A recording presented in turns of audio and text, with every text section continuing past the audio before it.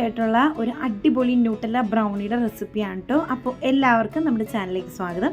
അപ്പോൾ എന്തായാലും നമുക്ക് ബ്രൗണി ഉണ്ടാക്കാനായിട്ട് സ്റ്റാർട്ട് ചെയ്യാം. അപ്പോൾ ഒരു 100 ഗ്രാം ഡാർക്ക് കോമ്പൗണ്ടും 100 ഗ്രാം ബട്ടറും എടുത്തിട്ടുണ്ട്. ഇനി അത് നമുക്കൊരു ബൗളിലേക്ക് ഇട്ടിട്ട് നന്നായിട്ട് ഒന്ന് ഡബിൾ ബോയിൽ ചെയ്തെടുക്കാം. അപ്പോൾ അത് അവിടെ ഇരിക്കട്ടെ. ഇനി അടുത്തൊരു ബൗൾ എടുത്തിട്ട് നമുക്കൊരു 3 എഗ്ഗും 1 ടീസ്പൂൺ വാനില എസൻസും കൂടി ഒഴിച്ചിട്ട് നന്നായിട്ട് ഒന്ന് ബീറ്റ് ചെയ്തെടുക്കണം.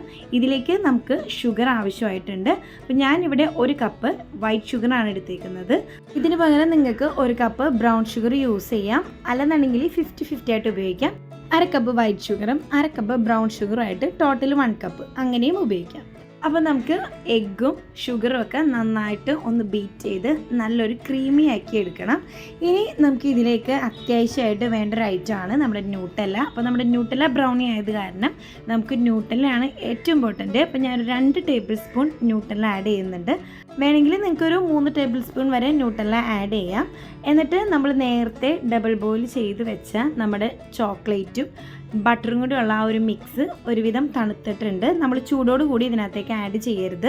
ഒന്ന് തണുത്തിട്ട് ഒരു ലൈറ്റ് ചൂടൊന്നും കുഴപ്പമൊന്നുമില്ല. എന്നിട്ട് ഇതിലേക്ക് ആഡ് ചെയ്തിട്ട് നമുക്കിത് നന്നായിട്ട് ഒന്ന് മിക്സ് ചെയ്തെടുക്കാം. ഇത് മിക്സ് ചെയ്യുമ്പോൾ കുറച്ച് നമ്മുടെ ബാറ്റർ ഒന്ന് ടൈറ്റായിട്ട് തോന്നും. അങ്ങനെ ടൈറ്റായിട്ട് തോന്നുമ്പോൾ ഒരിക്കലും നമ്മുടെ ബാറ്ററിലേക്ക് നമ്മൾ പാലൊന്നും ഒഴിക്കാൻ പാടില്ല. ബ്രൗണിയുടെ ഒരു കൺസിസ്റ്റൻസി അങ്ങനെയാണ്. ഇനി അടുത്ത നമ്മുടെ സ്റ്റെപ്പ് എന്ന് പറയുന്നത് നമ്മുടെ ഫ്ലോർ എടുക്കലാണ്. അപ്പോൾ ഇതിനകത്തേക്ക് നമ്മൾ ബേക്കിംഗ് പൗഡറോ ബേക്കിംഗ് സോഡയോ ഒന്നും ആഡ് ചെയ്യുന്നില്ല. അപ്പോൾ ഒരു വെയിങ് മെഷീൻ എടുത്തിട്ട് നമുക്കൊരു 60 ഗ്രാം മൈദയും പിന്നെ ഒരു 45 ഗ്രാം കൊക്കോ പൗഡർ ഞാനിപ്പോൾ ഡാർക്ക് കൊക്കോ പൗഡറാണ് എടുത്തേക്കുന്നത്. ലൈറ്റ് വേണമെങ്കിൽ അങ്ങനെയും യൂസ് ചെയ്യാം. ഡാർക്ക് എടുക്കുമ്പോൾ നമ്മുടെ ബ്രൗണിക്ക് കുറച്ചും കൂടി നല്ലൊരു ഡാർക്ക് കളർ കിട്ടും. ഇപ്പോൾ നിങ്ങൾക്ക് വെയിങ് സ്കെയിൽ ഇല്ലെന്നാണെന്നുണ്ടെങ്കിൽ നമുക്കൊരു 1/2 കപ്പ് മൈദയും 1/4 കപ്പ് കൊക്കോ പൗഡറും കൂടി ആഡ് ചെയ്തിട്ട് നന്നായിട്ട് ഇതുപോലെ മിക്സ് ചെയ്യാം. അപ്പോൾ മിക്സ് ചെയ്ത ഡ്രൈ ഇൻഗ്രീഡിയൻസ് നമുക്ക് നേരത്തെ നമ്മൾ റെഡിയാക്കി വെച്ച ബാറ്ററിലേക്ക് ഇട്ട് കൊടുക്കാം. ഇനി ഇത് നന്നായിട്ടൊന്ന് മിക്സ് ചെയ്ത് കൊടുക്കാം. ഈ ഒരു ടൈമിൽ നമുക്ക് ബീറ്റർ വേണമെങ്കിൽ ഒഴിവാക്കാം. എന്നിട്ട് നമുക്ക് സ്പാച്ചിൽ വെച്ചിട്ട് മിക്സ് ചെയ്ത് കൊടുത്താലും മതി. അപ്പോൾ ഞാനൊന്ന് ബീറ്റർ വെച്ച് ആദ്യം ഒന്ന് മൊത്തം മിക്സ് ചെയ്തതിന് ശേഷമാണ് പിന്നെ സ്പാച്ചിൽ ഉപയോഗിക്കുന്നത്. അപ്പോൾ നമ്മുടെ ഈ ഒരു ബാറ്റർ നന്നായിട്ട് മിക്സ് ആവണം. കാരണം കൊക്കോ പൗഡറും മൈദയൊക്കെ ഇട്ട് കഴിഞ്ഞ് കഴിയുമ്പോൾ അവിടെ ഇവിടെ കട്ട കുത്തിയൊക്കെ കിടന്നു കഴിഞ്ഞാൽ നമ്മുടെ ബ്രൗണി ഫ്ലോപ്പായി പോകും. അപ്പോൾ നന്നായിട്ട് ഇതുപോലെ സ്പാച്ചിൽ വെച്ച് മിക്സ് ചെയ്ത് കൊടുക്കണം. എന്നിട്ട് വേണം നമ്മൾ ടിന്നിലേക്ക് ഒഴിക്കാനായിട്ട്. അപ്പോൾ ഇതേപോലെ ഒരു 8 ഇഞ്ചിൻ്റെ റൗണ്ട് ടിന്നാണ് എടുത്തേക്കുന്നത്. അതിൻ്റെ സൈഡിലും താഴേക്ക് ബട്ടർ പേപ്പർ വെച്ചിട്ടൊന്ന് റെഡിയാക്കാം. ഇതിന് പകരം നമുക്ക് സ്ക്വയർ ടിന്നും യൂസ് ചെയ്യാം. ഇപ്പോൾ കസ്റ്റമർ നമുക്ക് ഓർഡർ തന്നിരിക്കുന്നത് ഒരു റൗണ്ട് ഷേപ്പിലായത് കാരണം അതേപോലെയാണ് ചെയ്യുന്നത്. ഇത് സ്ക്വയർ ടിന്നിൽ നമുക്ക് ബേക്ക് ചെയ്തെടുക്കാം. അപ്പോൾ ഈ ഒരു ടൈമിൽ നമ്മൾ ഓവൻ ഒന്ന് പ്രീഹീറ്റ് ചെയ്യാനായിട്ട് വെക്കാം. അപ്പോൾ 180 ഡിഗ്രിയിൽ ഒരു 10 മിനിറ്റ് ഒന്ന് പ്രീഹീറ്റ് ചെയ്യാനായിട്ട് ഓവൻ വെച്ചതിന് ശേഷം നമ്മൾ 180 ഡിഗ്രിയിൽ ഒരു 30 മിനിറ്റ്സ് ആണ് ബ്രൗണി ബേക്ക് ചെയ്യാനായിട്ടുള്ള ടൈം വരുന്നത്. പിന്നെ പലരുടെയും ഓവൻ അനുസരിച്ച് നമുക്ക് ബേക്കിങ്ങിൻ്റെ ടൈമിനും ഹീറ്റിനും ഒക്കെ വ്യത്യാസം വരാം. അപ്പോൾ നമ്മൾ ന്യൂട്ടല്ല ബ്രൗണി ആയത് കാരണം കുറച്ച് ന്യൂട്ടല്ല ഇതേപോലെ മേളിൽ ഒന്ന് ഇട്ട് കൊടുക്കുന്നുണ്ട്. അപ്പോൾ നമുക്ക് ഓൾറെഡി മേളിൽ വേറൊരു പൈപ്പിംഗ് ഡിസൈൻ ന്യൂട്ടല്ല വെച്ചിട്ട് ചെയ്യുന്നത് കാരണം കുറച്ച് ന്യൂട്ടല്ല ആഡ് ചെയ്യുന്നുള്ളൂ.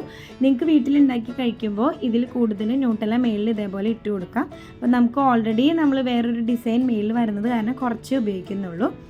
അങ്ങനെ 30 മിനിറ്റ് കഴിഞ്ഞപ്പോൾ നമ്മുടെ ബ്രൗണി നന്നായിട്ട് ബേക്കായി സെറ്റായി വന്നിട്ടുണ്ട്.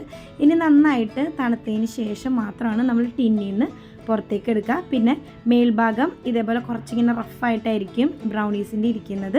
അത് നമ്മൾ ഉണ്ടാക്കിയത് ഫ്ലോപ്പായി പോയതാണെന്നൊന്നും വിചാരിക്കരുത്. ഇതാണ് കറക്റ്റ് ബ്രൗണിയുടെ ടെക്സ്ചർ എന്ന് പറയുന്നത്. അങ്ങനെ നന്നായിട്ട് തണുത്തതിന് ശേഷം നമ്മുടെ ബട്ടർ പേപ്പറൊക്കെ മാറ്റി ടിന്നിൽ നിന്നൊക്കെ പുറത്തേക്ക് എടുത്ത് ഇതേപോലെ ഒരു കേക്ക് ബേസിനകത്തേക്ക് വെച്ച് കൊടുത്തിട്ടുണ്ട്. എന്നിട്ട് നമ്മൾ ന്യൂട്ടല്ല വെച്ചിട്ട് ഇതേപോലെ മേൽഭാഗം ഒന്ന് ഡെക്കറേറ്റ് ചെയ്ത് കൊടുക്കാം.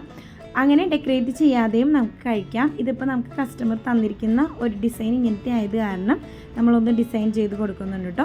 ഇങ്ങനെ ചെയ്യുന്നതും നല്ല ടേസ്റ്റാണ്. ആ ഒരു ചോക്ലേറ്റിൻ്റെ കൂടെ ബ്രൗണി ഇങ്ങനെ കഴിക്കാനായിട്ട് ഒരു പ്രത്യേക ടേസ്റ്റാണ് കേട്ടോ.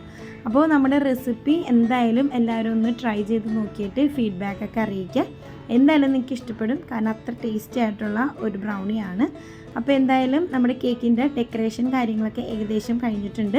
ഇനി ഇതിൻ്റെ സെൻറ്ററിൽ നമുക്ക് പേര് വെക്കാനുണ്ട്. അത് ഞാനിവിടെ ഫോണ്ടൻറ്റിൽ കട്ട് ചെയ്തിട്ട് ഒന്ന് എഴുതി വെച്ചിട്ടുണ്ട്. പിന്നെ സൈഡിൽ കുറച്ച് ഷുഗർ ബീഡ്സ് ഒക്കെ ഇട്ടിട്ട് ഒന്ന് ഡെക്കറേറ്റ് ചെയ്യുന്നുണ്ട് കേട്ടോ. അപ്പോൾ ഇതാണ് നമ്മുടെ ഫൈനൽ ലുക്ക് എന്ന് പറയുന്നത്. ഇതേപോലെ നോർമലായിട്ടുള്ള ഒരു ബ്രൗണിയുടെ റെസിപ്പി നമ്മുടെ ചാനലിൽ തന്നെ ഞാൻ അപ്ലോഡ് ചെയ്തിട്ടുണ്ട്. അതിൻ്റെ ലിങ്ക് ഞാൻ ഇതിൻ്റെ താഴെ കൊടുത്തേക്കാം.